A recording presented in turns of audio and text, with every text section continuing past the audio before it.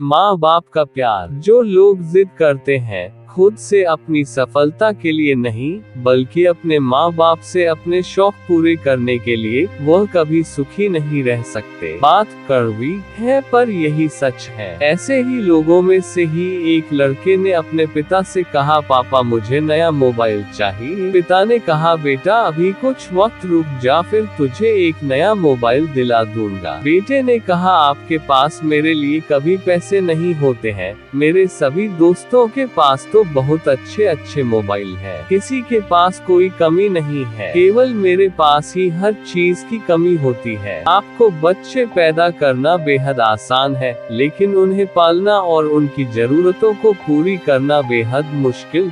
जब आप मेरी जरूरत पूरी नहीं कर सकते तो क्या मतलब इस घर में रुकने का? मैं घर छोड़कर जा रहा हूँ। बेटा रुक जा, मेरी बात तो सुन, हम तुझे मोबाइल दिला देंगे। माता और पिता ने बेटे को रोकने और समझने की काफी कोशिश की, लेकिन वो नहीं रुका। गुस्से में उसने बैग पहना और घर से निकल पड़ा। लेकिन घर से निकलते वक्त गलती से उसने अपने पिता की डायरी अपने बैग में डाल ली। पिता की आदत थी कि वो हमेशा डायरी लिखा करते थे और उनकी डायरी को छूने की परमिशन किसी को भी नहीं थी। लड़का घर से काफी दूर आ गया और थक कर बैठ गया। जब उसने वो डायरी देखी तो उसने सोचा, आखिर मिल ही गया खजाना, आज पता चल जाएगा कि मेरे पिताजी ने कहां कहां दौलत छुपा रखी है और उन्हें किन किन लोगों से पैसे लेने हैं, और सारा का सारा लेखा जोखा आज मुझे मिल ही जाएगा। बेटे को लगा कि इस डायरी में पिताजी की सारी लेन देन का हिसाब होगा। जैसे ही लड़के ने उस डायरी को पढ़ना शुरू किया, उसकी आंखों से आंसू बहने लगे। डायरी की शुरुआती पन्नों में बेटे को जो बाइक दिलाई थी उसका हिसाब लिखा था, जिसकी ईएमआई पिताजी अभी तक चुका रहे थे। दूसरे पन्नों में उसके कॉलेज की फीस और एडमिशन का कर्ज लिखा था कि इन लोगों को इतने पैसे वापस देने हैं। और सबसे आखिरी पन्ने पर लिखा था कि बेटे को अब मोबाइल दिलाना है। एल उसके लिए मुझे कौन कौन उधार दे सकता है? एल उन सभी लोगों के नाम लिखे हुए थे। बेटे ने जैसे ही सब पढ़ा वो पागलों की तरह रोने लगा और रोते रोते दौड़ता भागता घर जैसे ही आया तो उसने घर आकर देखा तो उसके माता पिता एक कोने में बैठकर रो रहे थे। बेटा अपने पिता के पैरों में गिरकर रोने लगा कि पिताजी मुझे माफ कर दो। पिता ने कहा, बेटा तू मत रो, तुझे मोबाइल मिल जाएगा। बेटे ने कहा, पिताजी मुझे आपसे कुछ नहीं चाहिए, मुझे पता चल चुका है आप इस डायरी में हम लोगों से क्या छुपाते थे। मैं अब आपको कोई काम नहीं करने दूंगा और मैं मेहनत करके सब कुछ ठीक करूंगा। ये सुनकर पिताजी ने बेटे को गले से लगा लिया। तो दोस्तों, हमें इस कहानी से यह सीखना चाहिए कि माँ बाप अपना पूरा जीवन और अपनी सारी खुशियाँ अपने बच्चों के लिए कुर्बान कर देते हैं, लेकिन कुछ बच्चों को लगता है कि माँ बाप ने उनके लिए कुछ नहीं किया। वह कभी आपको अपनी समस्या नहीं बताते, भले ही वह कितनी ही बड़ी समस्या से गुजर रहे हो। कभी कभी अड़ोस पड़ोस और रिश्तेदार भी उन्हें नीचा दिखाते हैं, तो भी वह सब कुछ सह लेते हैं। लोग भी ताने मारते हैं, तो भी वह सब सह लेते हैं बच्चों के खातिर। लेकिन आपसे अपनी समस्या कभी शेयर नहीं करते, क्योंकि वो आपको कभी दुखी नहीं देखना चाहते हैं। अब आपका भी फर्ज बनता है कि अपने माँ बाप को अच्छी तरह रखना और उन्हें सुख देना, ताकि वो भी अपने जीवन का बचा हुआ समय सुख से गुजार सके। यदि आप अभी भी नींद में सोए हुए हो तो आप जाग जाए और अपने शौक पूरे करने पर नहीं बल्कि अपना करियर बनाने पर ध्यान दीजिए, क्योंकि अगर आप अपने माँ बाप के रहते कुछ नहीं कर पाए तो बाद में आप सोने का महल भी बना लोगे ना, तो उसमें भी आपको नींद नहीं आएगी। अपने जीवन में कुछ बेहतर कर लीजिए ताकि आपके माता पिता को उम्र होने के बाद भी काम करना ना पड़े। अगर कहानी अच्छी लगी तो इसे सभी दोस्तों के साथ शेयर कीजिए, और अगर अभी मेरे चैनल को सब्सक्राइब नहीं किया है